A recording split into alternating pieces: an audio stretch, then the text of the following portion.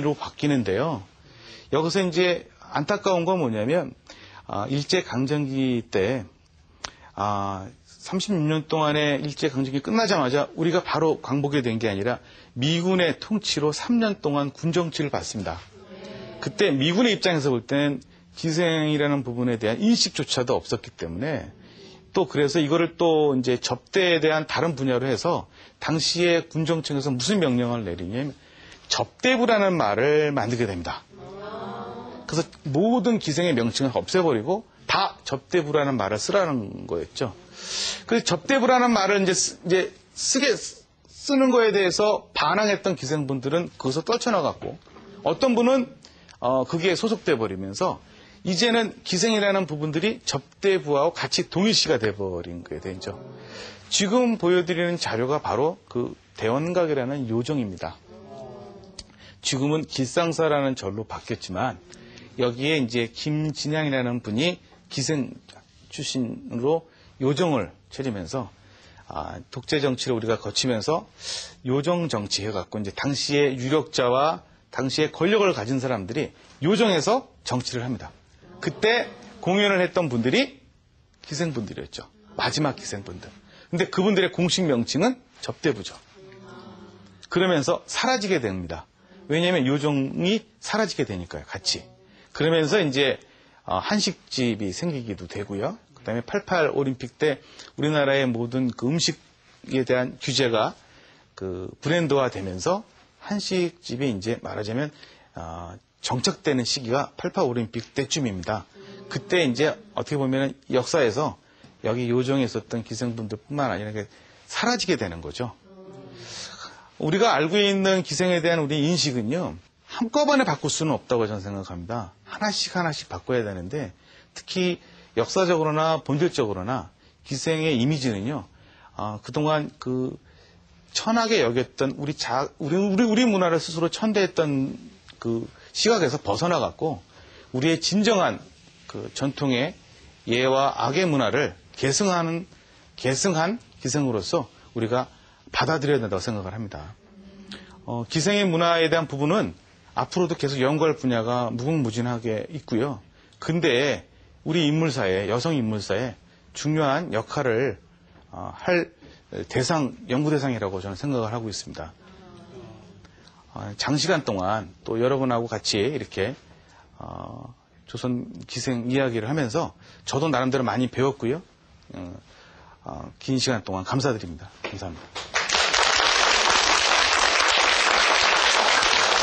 네, 우리가 이렇게 3번에 걸쳐서 조선 기생에 대한 이야기를 들어봤습니다.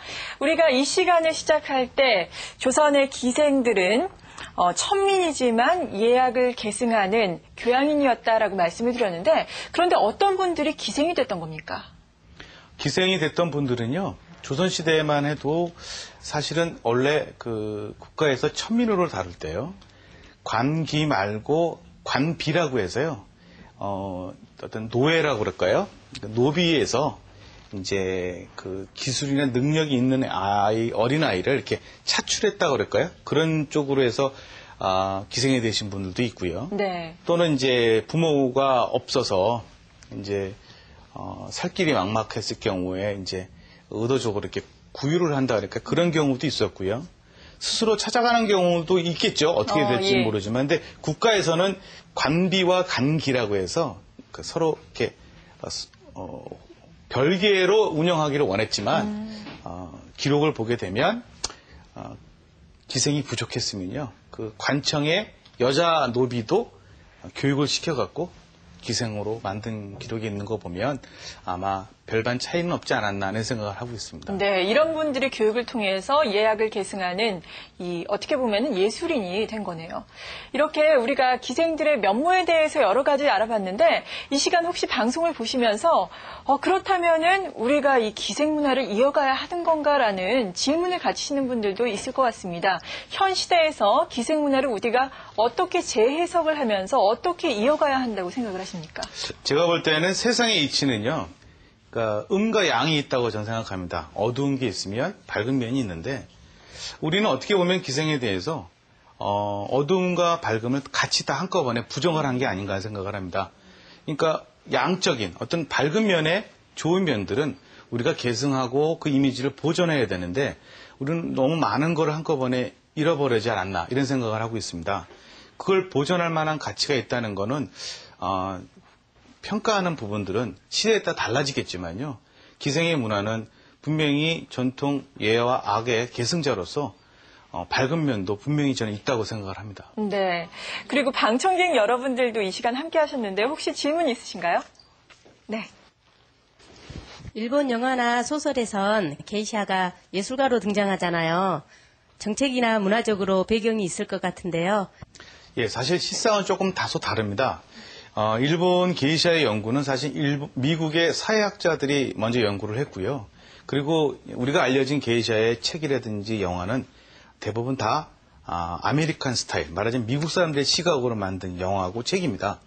일본의 그 게이샤 문화라는 건 사실 이런 시기에, 그러니까 17세기에 처음 남자로서의 게이샤가 생긴 후에 18세기의 젊은 소녀들이 교육을 받으면서 게이샤가 됐는데 사실 게이샤의 문화는 일본에서는 정책적으로 우대받았다는 얘기는 전 들어본 적이 없고요. 일본의 게이샤와 우리의 기생은 출발부터 다르고요.